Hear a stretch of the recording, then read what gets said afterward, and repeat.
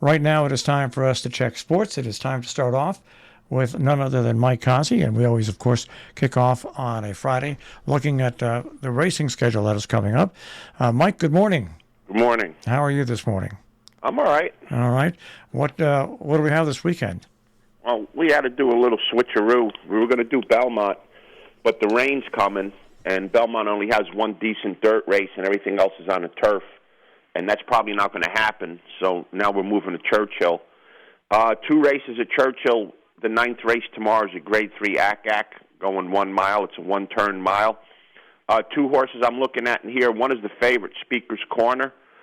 Speaker's Corner's run very well at one turn down in Florida this winter, winning the Hooper and the Gulfstream Park Mile, and then come up north and win the Carter.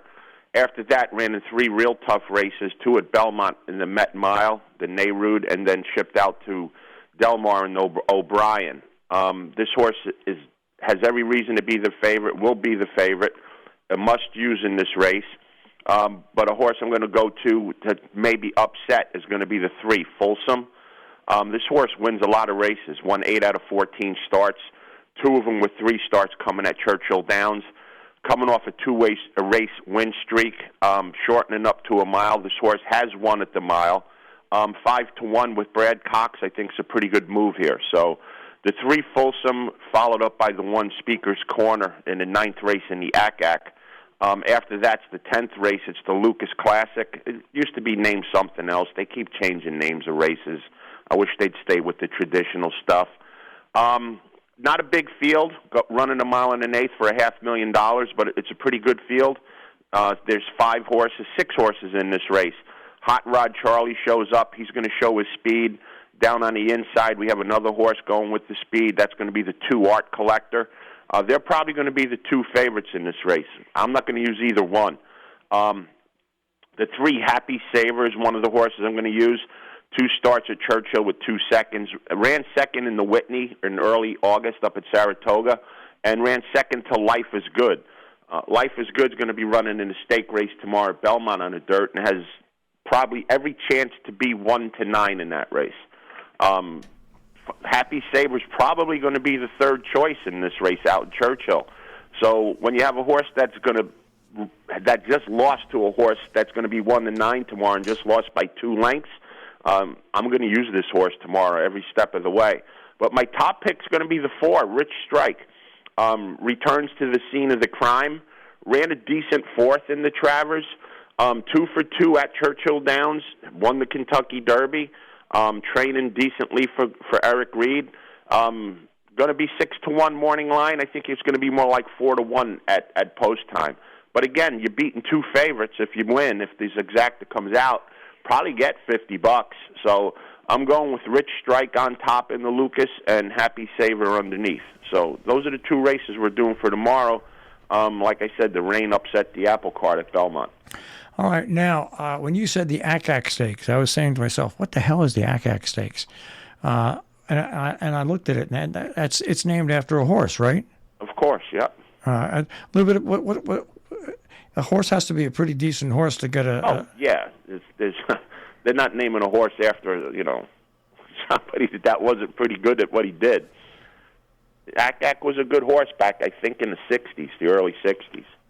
Yeah, the early '60s in 1971, it said. But I just wanted to update people who are listening who aren't familiar with ACAC unless they saw the movie. The Martians invade the world. The guys with their heads blew up. Actually, that was a pretty good movie. It was a lot of people in that movie. It was a funny movie. I laughed my off watching that movie. So I just wanted to bring forward, and whenever I can get a chance to educate myself and other people who are on the peripherals of horse racing only go for like the Triple Crown, what certain things are named for. So yeah, when you hear an oddball name, it's most likely a horse. All right. Well, good luck with your picks this weekend. We'll see what happens. Last week we did good. In the races at Parks, we came up with a winner in the first race in the sprint, the exacta and the try. And the exacta paid over $100, and the try paid real good too. So maybe we'll get half as lucky this weekend. All right. Well, have a good weekend, Mike. Thanks. You too. Take care. Mike Cossey, we kick off sports on Actually, Thursday we kick off with our weekend college football picks, and then Friday we kick off with the weekend picks in horse racing. So that's where we stand right now. All right, let's take a look at some of the scores from last night in Major League Baseball. We'll start off with Major League Baseball. Both the Yankees and the Mets had a day off yesterday. The White Sox over the Twins 4-3. The Tigers over the Royals 10-3. The Red Sox knocked off the Orioles 5-3. The Cubs over the Phillies 2-0. The Guardians over the Rays 2-1. The Marlins over the Brewers 4-2.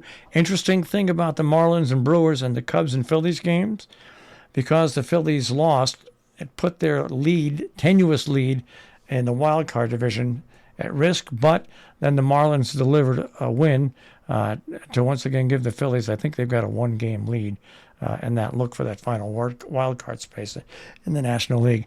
Angels over the Athletics 4-2. The Dodgers over the Pirates, but the Padres 5-2. Mariners 10, the Rangers 9. Mariners heading to the playoffs, playing good baseball. Giants over the Rockies by a score of 6-4. Of course, last night in the NFL, the Bengals over the Dolphins, 27-15. The quarterback for the Dolphins was injured. We'll get back to that game a little bit later on. Coming up this weekend, the Bears and Giants tangle, both teams at 2-1 on Sunday. And the Jets take on the Steelers, both those teams at 1-2 on Sunday as well. And going back to that injury that happened, he was knocked out of the game. It was a scary-looking injury. I didn't see it live. I saw it on video this morning. Terry Bridgewater just couldn't bring Miami back. Head and neck injuries for the Miami quarterback. And the scary thing about this is, if you remember when he played last week, he got injured. He was taken out of the game, and he looked like he was dazed and staggering, and he came right back in. Anyways, he was taken out of the stadium on a stretcher, but he was said to be conscious and had feeling in all his extremities. He was released from the hospital last night and traveled home with the teams. So remember what happened. He suffered what appeared to be a head injury against Buffalo, but returned very quickly to return and finish the game.